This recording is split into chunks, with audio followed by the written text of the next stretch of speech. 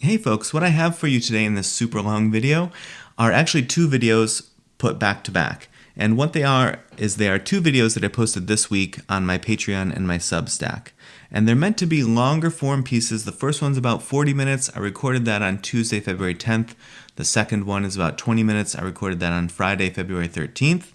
And they're meant to sort of give us a space to stretch out a little bit and kind of see where we are on the map, if you will, in terms of our current crisis period.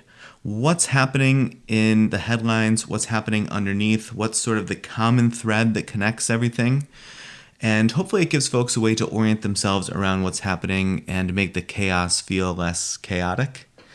But if you want to see these in the future, I'll put links in the description to my Patreon and my Substack because I'm not going to continue to post these on YouTube. You'll have to go there if you want to catch them week to week, but my intention is to post one or two of these longer form videos in this style per week in those places. You don't have to go to both. I will post the video in both places. So just pick one or the other, whichever you prefer, Substack or Patreon, and you'll get the same content regardless, at least as it pertains to these long form videos. But other than that, I hope you enjoy them. Share it along if you think other folks might enjoy it, and I'll see you soon. Given what's happened in Minneapolis in the first weeks of 2026, I want to talk about something older than this week and older than this country. The fact that there comes a point in public life when a government stops governing through consent and starts governing through intimidation primarily. When that shift begins, daily life changes well before even any new law is passed. And in real life, people start to weigh their words, and people scan the room and decide what can be said. And people start thinking about consequences well before they speak anything close to freely, because they sense that the cost of being visible and opinionated with the wrong opinion has risen to a level that they're not sure that they want to cross. And you can see this change in faces at protests. You hear it in the way that neighbors talk to each other or don't. You feel it in the way a city holds its breath after violence collectively, while the argument over what happens begins to calcify in each corner.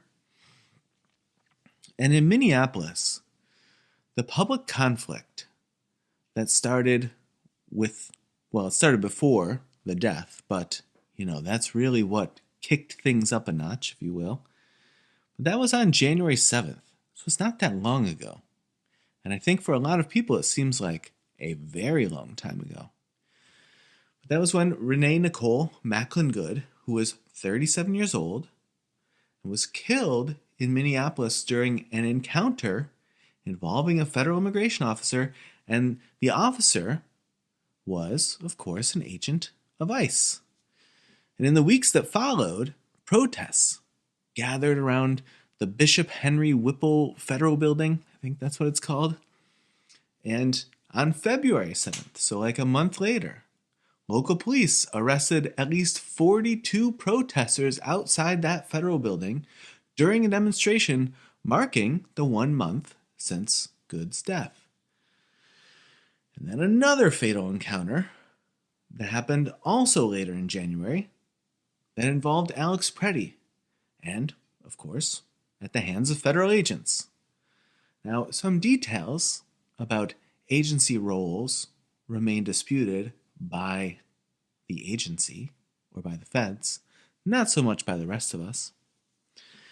But that sequence of events, talk about, again, I feel like my words are so often too euphemistic in these times, but talk about scrutiny and sustained pressure.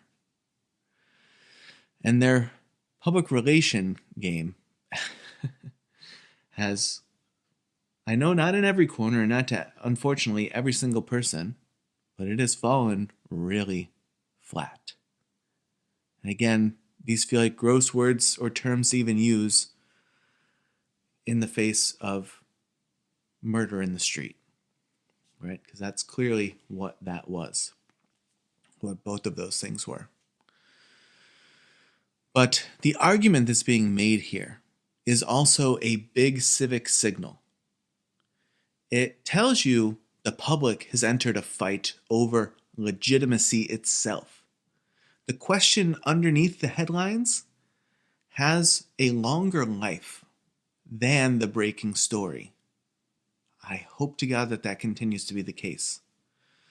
And the question is whether the people still experience government as something that answers to them. And I know oftentimes this is when someone jumps in and says we're long past that. But this is the moment when that really begins to get sorted out. When the pushback happens in the way in which we're seeing it now. Hey folks, I hope you are enjoying the video. Excuse the brief interruption here, but I do feel obligated to mention that if you end up enjoying this video, or if you already are, please share it, and share it from the platform where you're watching it, so that more folks get over here in order to consume the content that's already here, which there's a lot, and the future content that will be put out here. And also, I do need to put out a call to request folks that are able and willing to support financially. So if you're able to join a paid tier here, that would help out a ton. If you want some more flexibility, you can go to my website and hit the sustain button or the donate button, and that will accomplish the same goal. I will put that link in the description of this video, or audio if you're listening to it that way. And that would help out a ton, because I've probably mentioned this before, but 2026 is my year to try to figure out, as my work life is going to change throughout the course of this year, it's my chance to try to figure out if I can sustain myself and my contribution to my family by creating the content that I put out onto the internet. And if not, so it goes. But that will mean that some changes will have to come toward the end of the year, if not sooner, as that reality sort of settles in. But I'm hoping that we can make it work this way, because I love doing this stuff, and I'd love to create more, and for at least through this crisis period, of which we have years remaining, unfortunately. But I would like to be here to be able to put this stuff out the way that I have been for the foreseeable future, and so that will go a long way. But again, I know everyone can't support financially, and so that does also mean, though, that if you're able to, you can share this to whatever platform that you're watching it on, and that will help out a ton as well. All right, enjoy the rest of the video. So I think if we want to look back, you know I do, history offers us something for this moment that I think is profound without turning it into too much of a slogan. It's the fact that intimidation grows fastest when procedure becomes a tool of warning. The most dangerous systems don't always announce themselves with a single dramatic break. They often move through categories and paperwork, or tribunals, or courtrooms, because those channels can make fear look rational, right? It is the equivalent of money laundering, right? Wash it all clean. In the final years of the Roman Republic, prescriptions turned politics into a public list. So names went up in public places. And if your name appeared, you could be treated as an outlaw. So violence against a listed person could bring the people who brought that violence a reward, while harboring a listed person could bring punishment. So the purpose here reached beyond just punishing enemies. The purpose was a lesson for everybody else. Public life changed because the system taught people that safety came from compliance and distance. and that participation could be profitable. So gross to even say it. In revolutionary France, we see a related mechanism.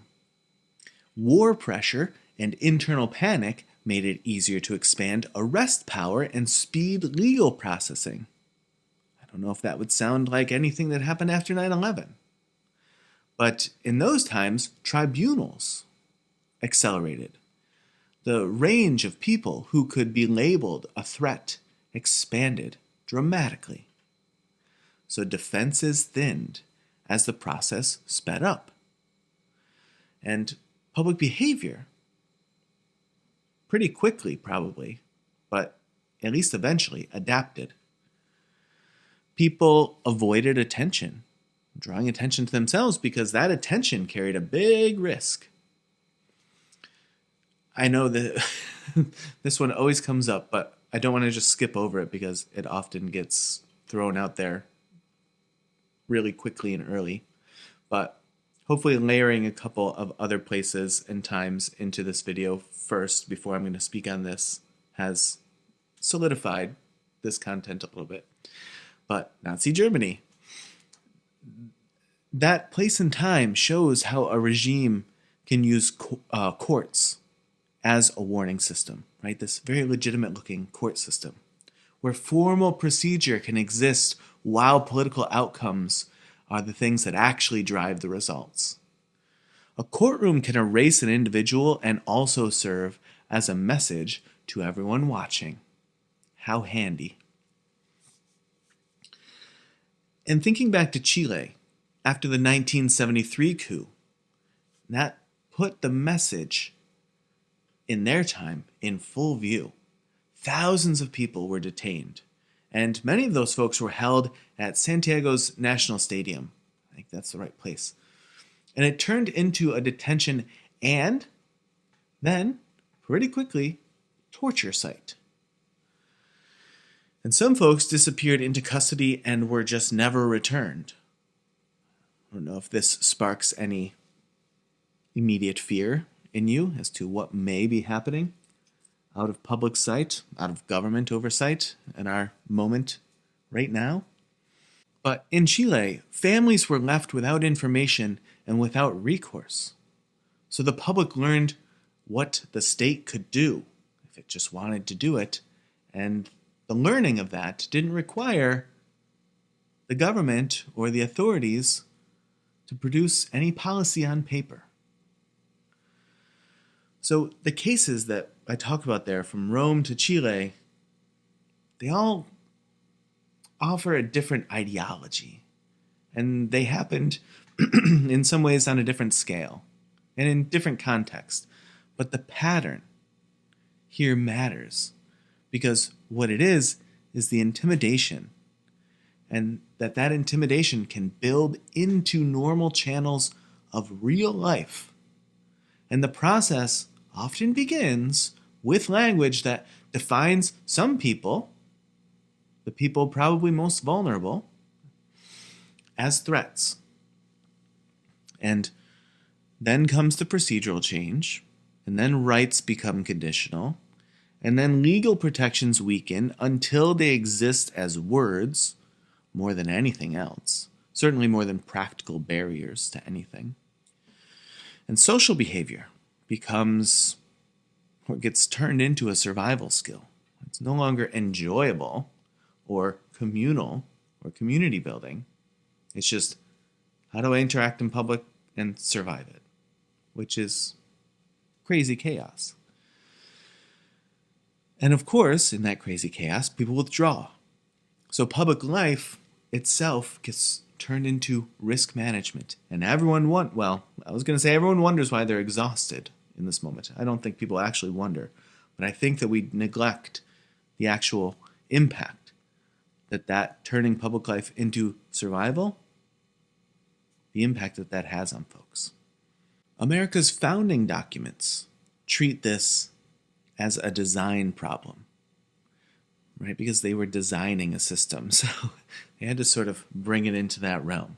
And the Declaration of Independence reads like a record of injuries, written to justify why the relationship could no longer be repaired.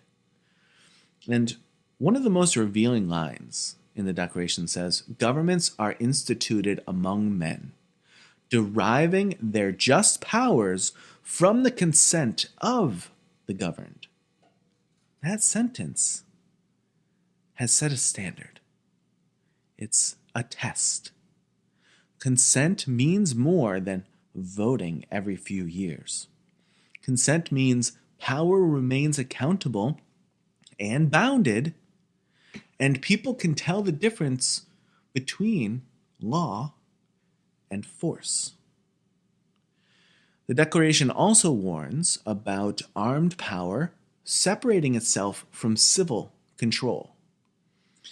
It charges the king, at that time, with having affected to render the military independent of and superior to the civil power. The founders feared soldiers placed among civilians, and they feared justice being obstructed.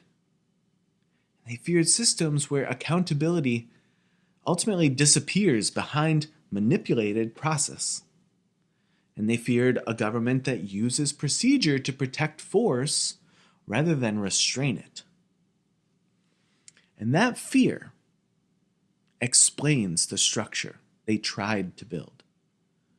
The First Amendment protects speech, press, assembly, and petition because public pressure needs lawful exits.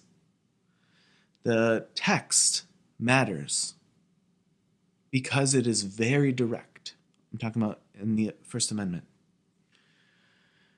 And in its stating, that plain text very clearly says, "Congress shall make no law abridging the freedom of speech or the right of the people to peaceably to assemble and to petition the government for a redress of grievances."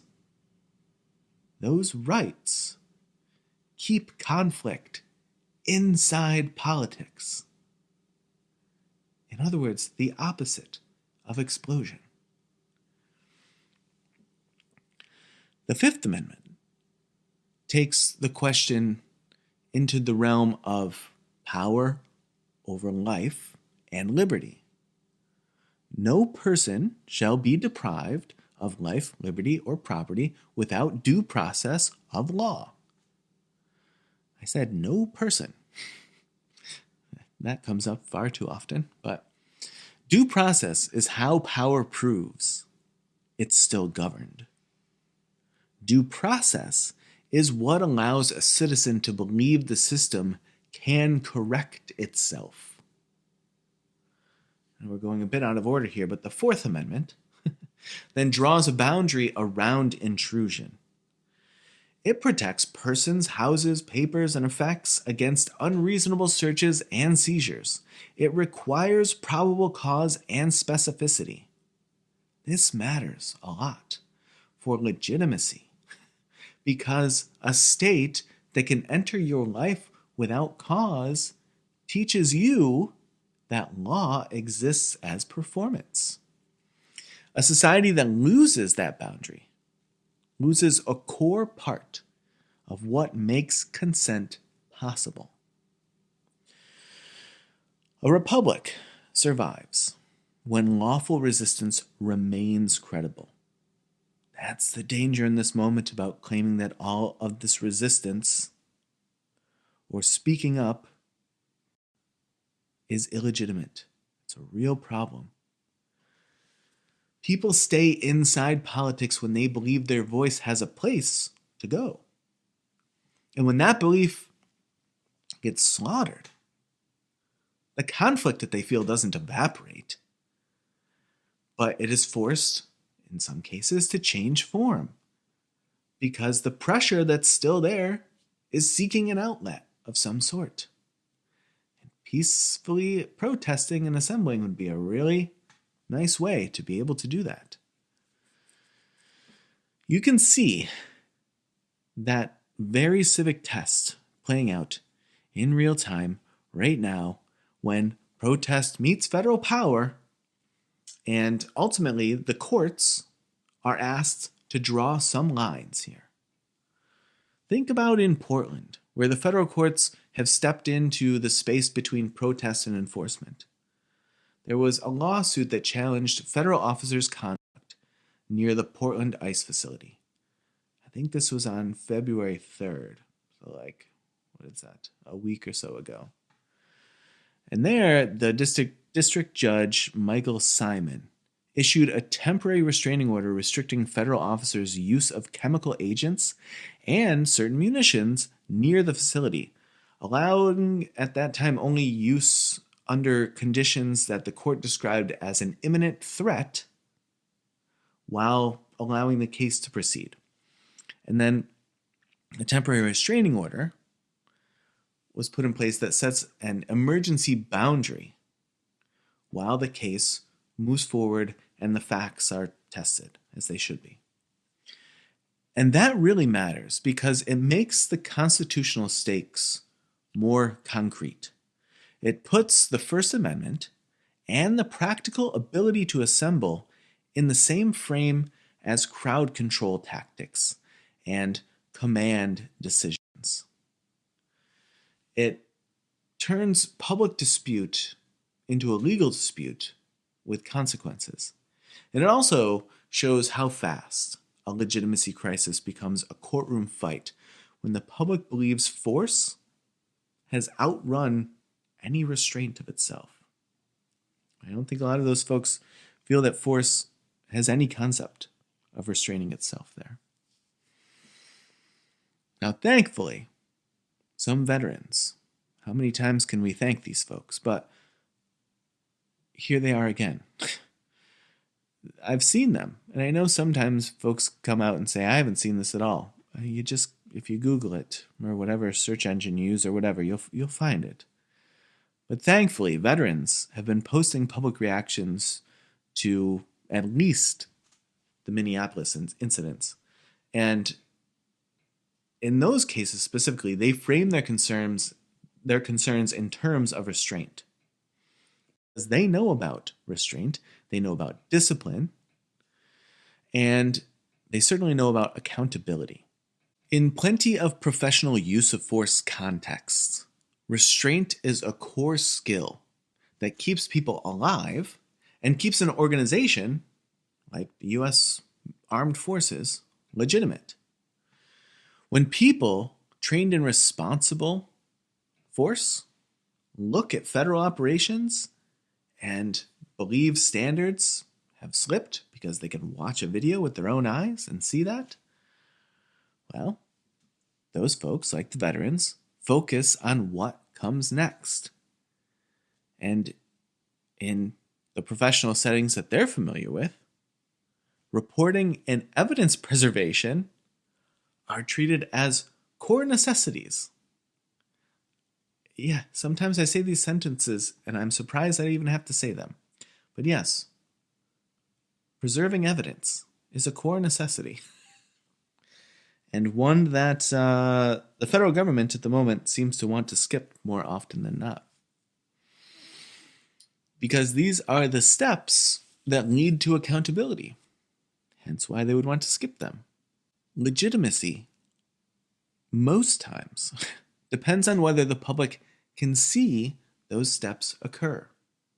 Preserve evidence, hold accountability in place, and investigate, or some sequence of those things. Speaking of legitimacy, it depends on restraint and must lead always. I know I keep saying we got to get to accountability, but we know that it's true, right? That's what much of this fight is about. A government and a set of agencies that no longer want to hold themselves accountable. And here's another one of those sentences that I'm surprised that I'm going to have to say, but all of this also depends on truth. In other words, when the public believes official statements are fixed, like the fix is in, before the facts are even fully examined in any way, then trust just drains. Thought you were going to drain the swamp? Nah, you're just going to drain the public trust instead. Why not? When people are told not to trust their eyes, and their eyes that can now travel into many different angles and watch the same event? Well, now we're talking about collapse. And usually, trust doesn't collapse all at once. And even in this context, I wouldn't say that it's even all at once. There's sort of a climax or a culminating moment where it seems more clear, more evident, and spreads further. But the collapse in trust has been coming for a long time, right? The leak of that trust just gets accelerated when the public, in growing numbers, believes that the process exists just to protect itself. Now, the legitimacy problem here only gets deeper when information is controlled and oversight is blocked because self-government requires public information. James Madison captured that danger, the essence of that, in a single sentence. A popular government without popular information is but a prologue to a farce or a tragedy. Madison was arguing that people can't govern what they can't understand. So that takes us to a different kind of civic pressure that surfaced in early 2026. And that's the fight over what the public can know and how oversight works when the facts sit behind classified. On February 4th, I think that's right, Senator Ron Wyden of Oregon sent a classified letter to CIA Director John Ratcliffe. Wyden released a short public letter the same day that referenced his deep concerns about CIA activities while leaving the substance of it in the classified channel, as he surely had to do. So the public can't read the classified letter, but the public can see that the warning was made with a timestamp, and that public marker, as I've been calling it, creates a record that the concern reached the top of the agency. And it also creates an accountability trace that will be very hard to dismiss later as something that never happened, right? If Ratcliffe comes in and says, I have no idea what you're talking about, I didn't get that letter.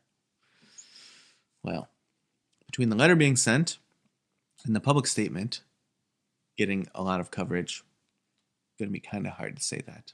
I'm sure it still might be said, but again, this is how things get documented. And in the face of lies, right, like you can't trust the various video angles that you're seeing, we're going to tell you what actually happened. If someone comes in and says, oh, you all know about a letter that I received, but I somehow didn't know it, good luck. You can say it, but good luck. And there's a similar dynamic that's playing out around disclosure in a somewhat different domain. Not that it matters particularly, but once again, on I think this was January 30th, the DOJ announced that it published about 3.5 million pages under the Epstein Files Transparency Act. And then redaction errors exposed some victim identities, and increased scrutiny over redactions and what remains unreleased has thankfully continued to press forward. Because in a republic, transparency battles become legitimacy battles because they sit at the intersection of accountability and trust. Those two things need to cross paths. When people can't evaluate facts, they fall back on signals that they can feel in their bones. And they watch whether institutions preserve records. They watch whether oversight leaves any footprints. And they watch whether disclosures look honest to them. And they watch whether the system treats the public as a partner in self-government or as a problem to manage. What do you feel like right now? Now, coming up, but even right now, elections sit at the center of this, because elections are where legitimacy is refreshed and renewed. Elections function when rules are stable and custody is credible, and disputes resolve through recognized processes rather than through raw power exerting itself. And yet, on, I think, January 14th, the U.S. Supreme Court decided Bost v. Illinois State Board of Elections and held that candidates had Article 3 standing to challenge certain vote counting rules.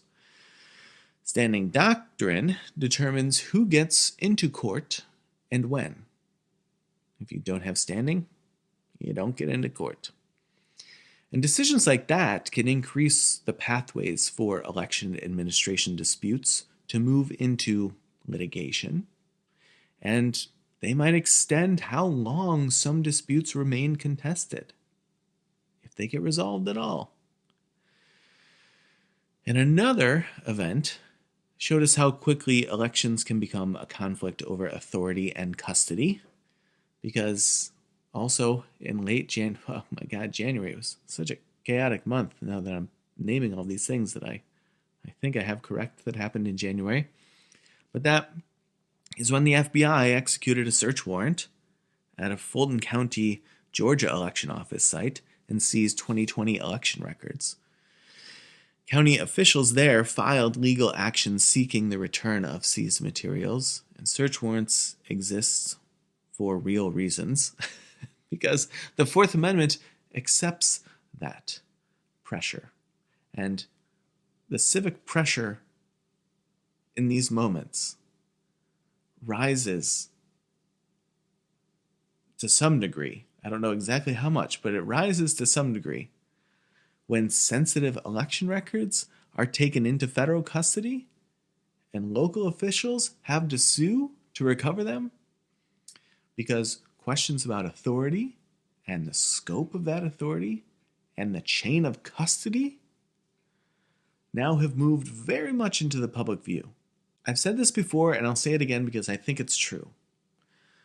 A society can endure politics that has become bitter when people still believe the system has lawful exits. A society becomes unstable when people believe lawful exits are closed off, and then more are closing quickly every day. That's why the practical question here matters. What do ordinary people do when they feel formal checks are weak at best and oversight is completely blocked and the platforms where they try to communicate and organize are unreliable at best, and intimidation is becoming a part of everyone's daily life? The most durable answer in American history has been sustained organized pressure built by ordinary people. The founders used the phrase, the consent of the governed. Consent has force when people maintain the ability to apply pressure without surrendering their own humanity and their judgment. Back to that you trust your eyes thing. And that kind of pressure,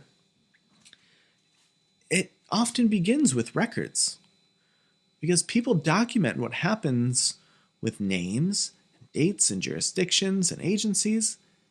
And thankfully, some people keep timelines. Some people preserve links. That comes up all too often. Other folks collect official statements alongside what the public actually see. And ultimately, institutions fear permanence because a record outlasts the moment and outlasts the denial that they've often made. And pressure also works through procedural friction. We need to keep this in mind because when people submit open records requests and people file complaints through inspector general processes, and people use licensing pathways, and people use judicial ethics channels when the facts warrant it, The goal here is a discoverable paper trail that forces scrutiny into systems built for minimal scrutiny. Paperwork also slows operations, and it creates an archive that can be later used when the conditions hopefully change, like change for the better. And we can look back and go, what the hell happened here? Pressure does work also through legitimacy withdrawal, meaning institutions function because people cooperate by default. So when officials are forced to take positions on the record, and when public votes are demanded in local spaces, and when silence becomes impossible, legitimacy begins to depend on accountability rather than just habit. And pressure works through material leverage as well. And this remains especially nonviolent and lawful because people can examine who profits from a policy. People can identify vendors and insurers. People can examine contracts themselves. People can withhold participation that lends stability to harmful systems. Because power all too often relies on networks that prefer stability. So when stability is threatened by public choices, sometimes, in the best of outcomes, the behavior of those agencies can change. Pressure also works through support systems that reduce the vulnerability of the folks trying to induce the pressure. Think about court watch programs or rapid legal support coordination, or even child care coordination for people attending hearings, or emergency housing help for targeted people, and mutual aid that's built around real trust. These things all reduce the effectiveness of coercion. These systems don't need publicity to work. But these are going to ask of you your persistence and your reliability. Now, the hardest version of the question comes when institutions stop caring whether they function well, and when the internet becomes dangerous for organizing. History offers an answer that doesn't require heroics. This is the dog becoming impatient. People fall back on physical meeting points when the internet becomes unreliable or unstable or unsafe. Don't forget about public spaces and meeting people face to face. You can think about people who you would trust to bring a message. You can print materials. Word of mouth still works in many cases. And any type of local coordination that doesn't rely on mass visibility can be wildly helpful. There's labor movements, there's civil rights organizers, and there's dissident communities that have used methods like this when surveillance made open coordination far too risky. And sure, maybe the pace is slower, maybe, but the trust is way stronger, and the record that you all are creating is much cleaner. Now, this is where the standard returns, I guess we could say. Governments are instituted among men, meaning people, and government is deriving their just powers from the consent of the governed. Consent is renewed through elections, like I said, and consent is maintained through civil liberties. And consent is protected through due process. And consent depends on the public having the ability to speak and assemble and petition and elevate the truth as they are experiencing it. We are living through a period where legitimacy is under extreme strain. Federal force has become a form of visible public conflict. And courts are being asked to draw lines in the moment. And oversight is contested in classified channels, and disclosures are creating fights over transparency and redaction. And election administration is moving into courtrooms and into custody disputes. All of these pressures are connected in a struggle over who holds authority and how authority is restrained. In many ways, the question now is whether fear spreads in a way that trains people to accept intimidation, or whether citizenship is carried forward through truth and reliability and solidarity, and that it's done so long enough to decide what comes next. You don't need to be fearless to have your own personal and communal agency. You need to stay human when systems try to reduce people to categories. You need to stay accurate when official stories conflict with observable reality. And you need to protect people around you in practical ways, because isolation is a powerful tool of intimidation. America's system was built on the belief that lawful resistance keeps a republic alive. And when lawful exits remain credible, conflict stays political. But when those exits narrow, pressure will move elsewhere. So if you're watching this, the work of this moment is to keep those exits alive through sustained, organized public pressure that leaves records, that demands accountability, and makes the consent of the governed real again. I want to talk today about how power in the United States is being used to reshape daily life without passing a single new law. Decisions increasingly happen through agencies and contracts or enforcement tools, conditional funding, and that shift affects how people actually live, certainly how they participate, and what they have come to expect from their government. It changes the rules of civic life without requiring any vote from your representatives. Let's start by talking about one policy document, Saving America by Saving the Family. That document lays out a plan to restructure the federal government so that every agency treats family formation as a top objective. Regulations, budgets, and research, they would all be evaluated based on whether they raise marriage and birth rates.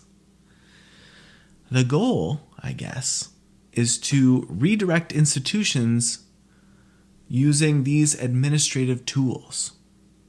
And the plan does include enforcement. Agencies like the Department of Justice could cut off funding to organizations that don't align with the defined family model. And that includes banning them from future contracts as well. So a new child tax credit would go only to married biological parents. Because Jesus wouldn't want to adopt anyone, right? And everyone else would receive less or nothing at all. Law isn't required when the same outcome can be achieved through eligibility rules and administrative design. The pressure of this will ultimately extend to cities and towns. Communities could lose federal housing or transportation dollars if they fail to change zoning rules or meet population targets. National objectives are pushed through local budgets in these ways. Congress has no role in that decision. Power moves through these types of incentives, and participation becomes contingent on alignment. Do you comply? Hey folks, I hope you are enjoying the video. Excuse the brief interruption here, but I do feel obligated to mention that if you end up enjoying this video, or if you already are, please share it, and share it from the platform where you're watching it, so that more folks get over here in order to consume the content that's already here, which there's a lot, and the future content that will be put out here. And also, I do need to put out a call to request folks that are able and willing to support financially. So if you're able to join a paid tier here, that would help out a ton. If you want some more flexibility, you can go to my website and hit the sustain button or the donate button, and that will accomplish the same goal. I will put that link in the description of this video, or audio if you're listening to it that way. And that would help out a ton, because I've probably mentioned this before, but 2026 is my year to try to figure out, as my work life is going to change throughout the course of this year, it's my chance to try to figure out if I can sustain myself and my contribution to my family by creating the content that I put out onto the internet. And if not, so it goes. But that will mean that some changes will have to come toward the end of the year, if not sooner, as that reality sort of settles in. But I'm hoping that we can make it work this way, because I love doing this stuff, and I'd love to create more, and for at least through this crisis period, of which we have years remaining, unfortunately. But I would like to be here to be able to put this stuff out the way that I have been for the foreseeable future, and so that will go a long way. But again, I know everyone can't support financially, and so that does also mean, though, that if you're able to, you can share this to whatever platform that you're watching it on, and that will help out a ton as well. All right, enjoy the rest of the video. The same document calls for treating computing power as a protected civic resource, modeled after the Second Amendment. It supports age verification for online content, which would involve tracking and storing personal data. Peter Thiel thanks you. And these changes are designed through institutions themselves. This is a blueprint built on administrative control, not public legislation. As it pertains to this, at least, those two things do not commingle.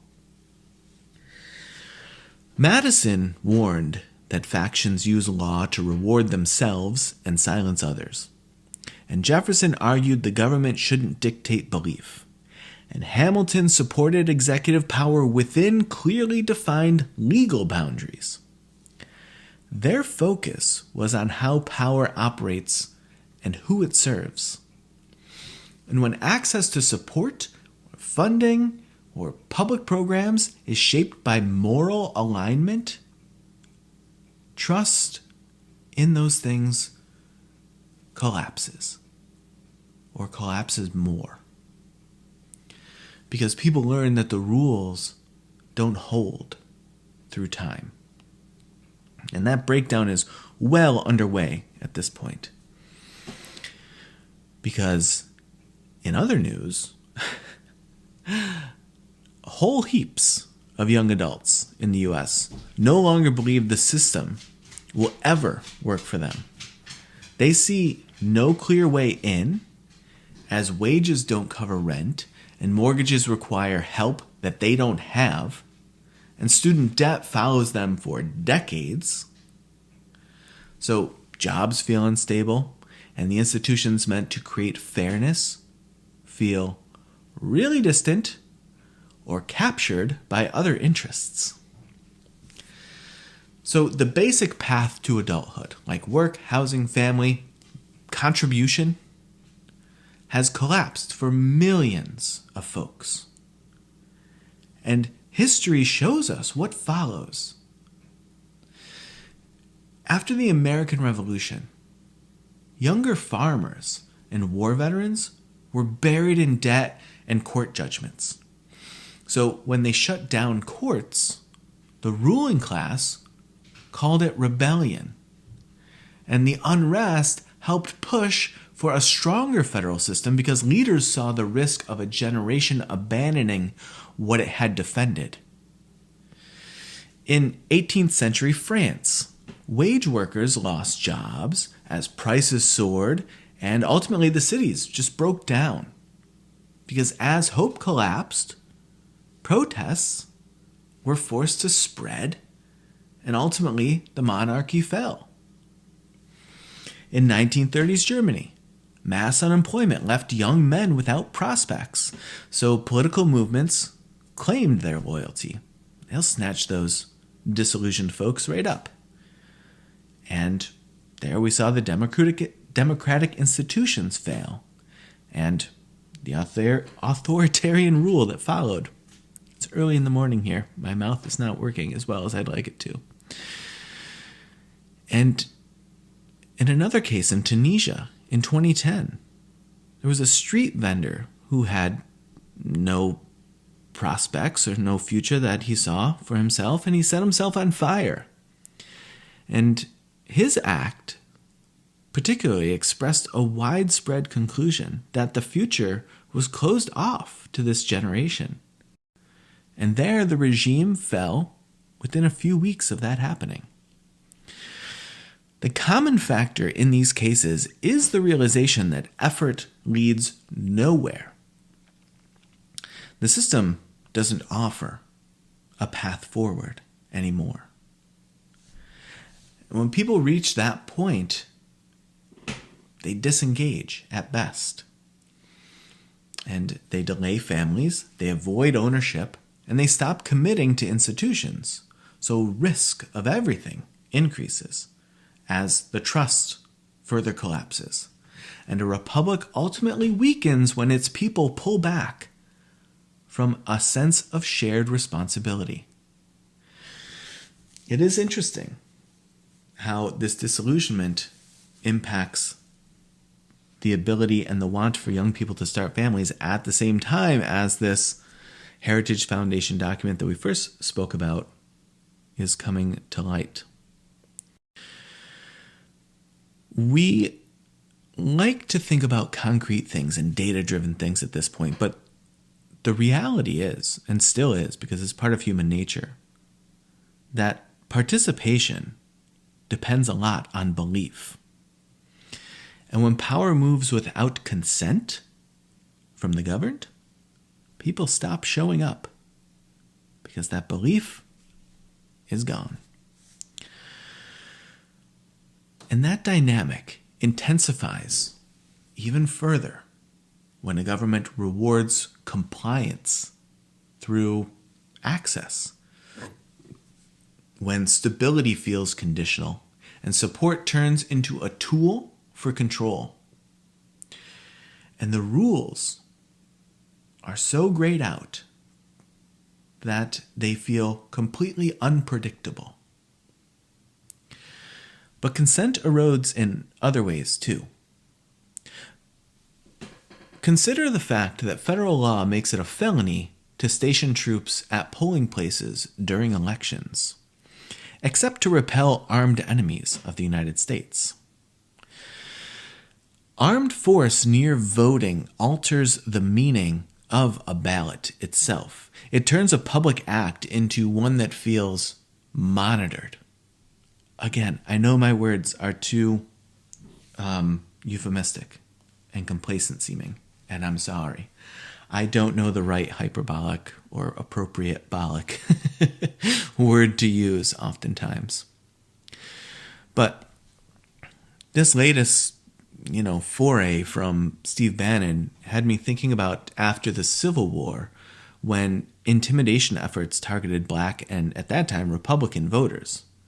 Congress saw results that were manipulated by force, and thankfully they drew a legal boundary. They said no troops at the polls, no ambiguity. Public figures like Steve Bannon, as I just said, are floating the idea of bringing troops back to polling places.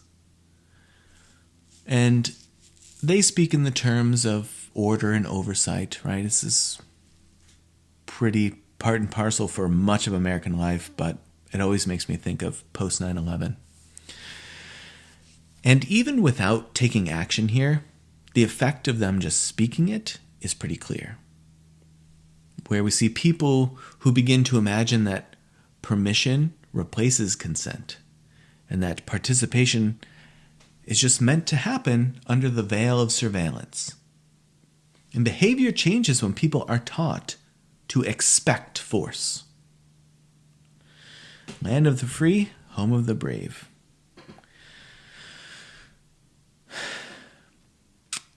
The same pattern is showing up in infrastructure as well. President Trump threatened to block the opening of the Gordie Howe International Bridge between Detroit and Windsor. He demanded U.S. ownership or compensation, citing that the deal used Canadian steel. The point he's trying to make there, who knows? Because Canada financed the project, and U.S. Customs and Border Protection finalized it as a legal port of entry, and a bilateral agreement governs its operation. And the rule establishing it takes effect this year. Threatening to block it, is obviously Trump trying to send a message, right? Legal process doesn't secure outcomes. Infrastructure becomes a bargaining chip to he who is all bargain all the time. And predictability, of which he has none, collapses when power turns on any whim or demand. Alexander Hamilton saw credibility as a national asset. Strength came from stable rules and reliable process. The Constitution begins with we the people because power flows from the public through defined limits. We should also talk about the fact that Gallup asked Americans about their expectations over the next 5 years, looking into the future. And the number of people who gave high ratings for their expectations hit a historic low. Confidence in the future is deteriorating. Not that that should surprise anyone, but this is just a data point confirming it, like a very clear data point. When public outcomes hinge on these types of threats, the confidence has nowhere to go but disappear. Administrative tools, as we see, are being used to reshape daily life, with young people who are withdrawing from institutions that offer no future, right? The institutions aren't blameless here. And intimidation is changing how participation itself feels. Public infrastructure is treated as some form of leverage. So all these things that I've talked about aren't actually separate developments, but they reflect a governing approach. Again, euphemistically, I guess we could say, that they are a governing approach that is based on leverage instead of law. The tools that are used are eligibility rules and agency directives and contract conditions and pressure tactics. And these are the methods that shift how power is used and ultimately how citizens then respond.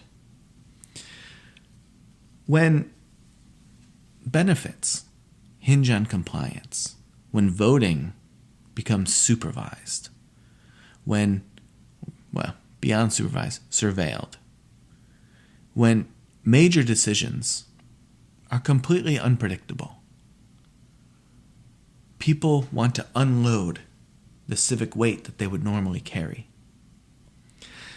And the institutions that maybe they at one time supported begin to fail as the people unload that burden.